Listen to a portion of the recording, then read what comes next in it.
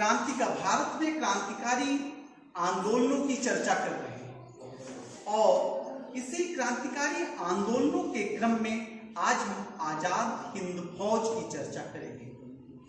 जब हम आजाद हिंद फौज की चर्चा करते हैं, किसकी? आजाद हिंद फौज की चर्चा करते हैं, तब हमें सुभाष चंद्र बोस की चर्चा करना जरूरी हो जाता है। जब हम सुभाष चंद्र बोस के ऊपर नजर डालते हैं तो ये हमें पता लगता है कि सुभाष चंद्र बोस एक क्रांतिकारी विचारधारा के समर्थक। सुभाष चंद्र बोस 21 साल की उम्र में आईसीएस की परीक्षा पास कर लेते हैं। कितने साल की एज में? 21 साल की। लेकिन इस सेवा से त्याग पत्र दे देते हैं और असहयोग आंदोलन में, किस आंदोलन में?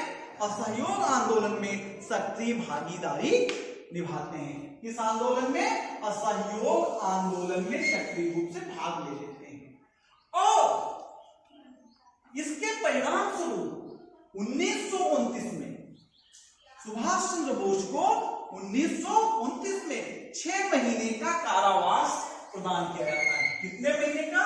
6 महीने का कठोर कारावास। कब? 1929 में 6 महीने का कठोर कारावास की सजा प्रदान की जाती है। 1940 के आते आते ब्रिटेन की हुकूमत जो है, कहाँ की हुकूमत? ब्रिटेन की हुकूमत सुभाष चंद्र बोस को अपना प्रबल शत्रु मानने लगती है। क्या मानने लगती है? प्रबल शत्रु। किसको? सुभाष चंद्र बोस। और इसी बीच सुभाष चंद्र बोस को ब्रिटिश हुकूमत अब घर में, उनको कलकत्ता में नजरबंद कर लेती है। लेकिन सुभाष चंद्र बोस पठान का वेश धारण करके काबुल और इटली होते हुए जर्मनी पहुंच जाते हैं। वहां पर पहुंच करके वहां के शासक हिटलर से मुलाकात करते हैं। किससे मुलाकात करते हैं?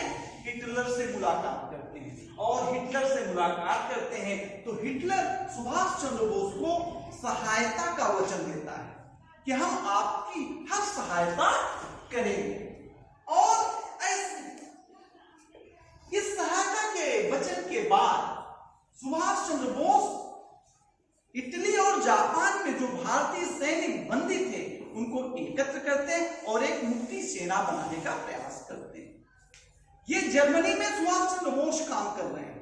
जापान में एक भारतीय है क्रांतिकारी रास बिहारी बोस, वो जापानी बन करके रह रहे हैं। कौन?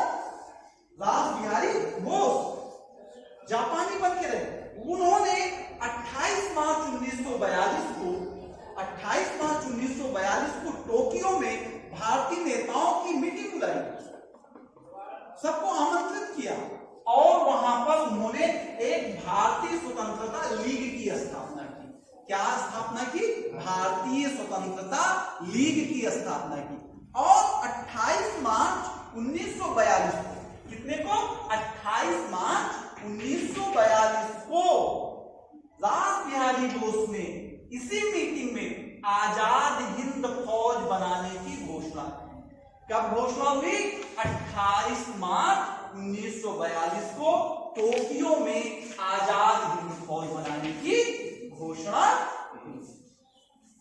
और आप इस आजाद हिंद फौज को देखते हैं तो इसमें 50,000 सिपाही भर्ती होते हैं। कितने सिपाही भर्ती होते हैं? 50,000 सिपाही भर्ती होते हैं। और इसका उद्देश्य रखा गया कि आजाद हिंद फौज केवल भारत की स्वतंत्रता, इसकी स्वतंत्रता पर, केवल भारत की स्वतंत्रता के विषय में काम करेगी। इसी बीच अब रास बिहारी बोस वृद्ध हो रहे हैं तो रास बिहारी बोस ने जून 1942 में, कब? जून 1942 में टोक्यो में सम्मेलन किया और वहां से सुभाष चंद्र बोस को आने का न्योता भेजा। और सुभाष चंद्र बोस 20 जून 1943 को टोक्यो पहुंचते हैं। कहां पहुंचते हैं? 20 जून 1943 को टोक्यो पहुंचते हैं। और जब वो टोक्यो जाते हैं तो सुभाष चंद्र बोस को आजाद हिंद फौज का क्या दे दिया जाता है? नेतृत्व प्रदान कर दिया जाता है। आजाद हिंद फौज को जब उसका नेतृत्व प्रदान किया जाता है तो उनके स्वागत के लिए सभाएं होती हैं। 2 जुलाई 1943 को सिंगापुर में 2 जुलाई 1943 को सिंगापुर में स्वागत सभा को संबोधित करते हुए सुभाष चंद्र बोस ने कहा कि हर साम्राज्यवाद के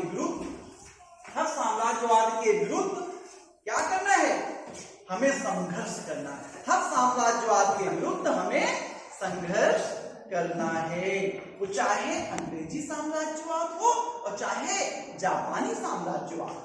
कहा कि हमारा नारा होना चाहिए दिल्ली चलो। क्या नारा होना चाहिए? दिल्ली चलो का नारा होना चाहिए। पता नहीं कौन जीवित बचेगा, कौन मृत हो जाएगा, लेकिन हमें भारत की स्वतंत्रता के लिए क्या करना है, अपना सर्वस्व समर्पित कर देना है। हमें क्या कर देना है?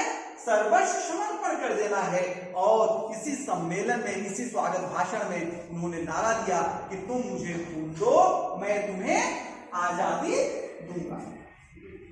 तुम मुझे खून दो और मैं तुम्हें आजादी दूंगा।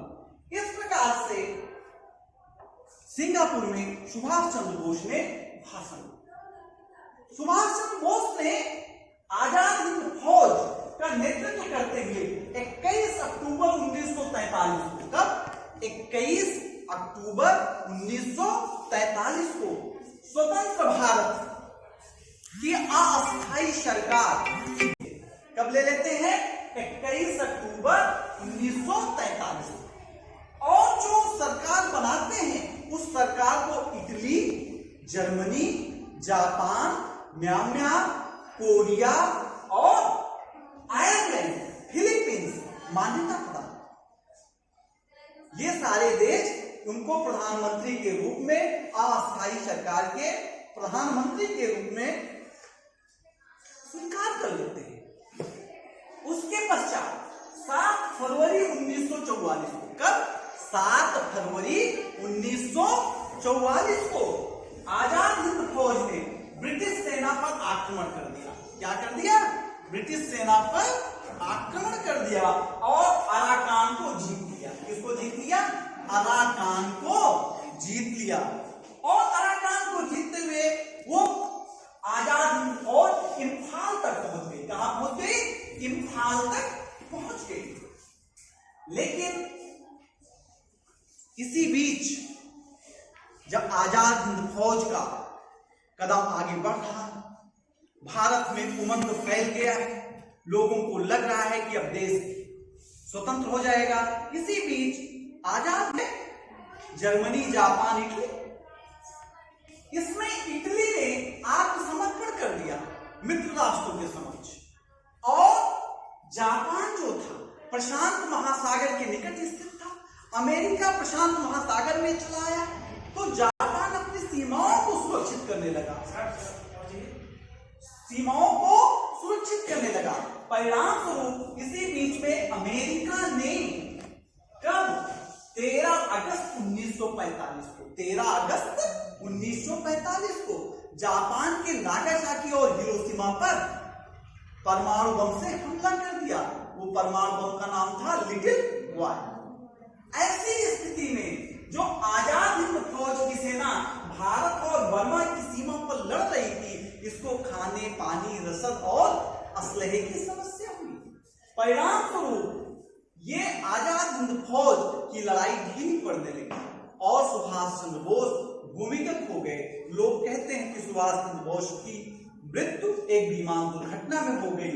इसके पश्चात सुभाष चंद्र बोस लाल किले पर ब्रिटिश हुकूमत ने आजाद हिंद फौज के 3 प्रमुख लोग, कौन 3 प्रमुख लोग?